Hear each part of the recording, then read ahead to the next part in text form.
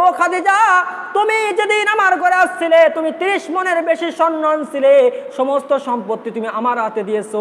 আমি সব দিনের জন্য কোন কোন জায়গায় খরচ করছি তুমি কখনো জিজ্ঞাসা কর? নবী করিম সাল্লাল্লাহু আলাইহি ওয়াসাল্লাম তার শাড়ির দিকে তাকাইলেন, তাকায় দেখেন যে খাদিজার শাড়ির ভিতরে এই পরিমাণ তালি, যদি আবার ছেড়ে দেয় তালি দেওয়ার জায়গা নাই।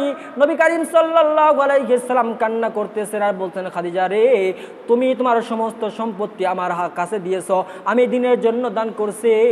ও খাদিজা, তুমি কখনো আমাকে নতুন পোশাকের কথা কেন বলো না?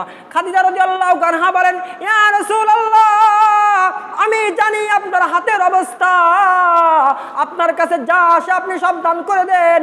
এখন যদি আমি আপনাকে বলি একটা নতুন শাড়ি কিনে দেওয়ার জন্য, আপনি হয়তো দিতে পারবেন না, আপনার মনে কষ্ট লাগবে। আমি খাদিজা এটা সহ্য করতে পারি না, এই জন্য তালি দেওয়া শাড়ি আমি পরিধান করি, কিন্তু আপনাকে কখনো নতুন শাড়ির কথা বলি না।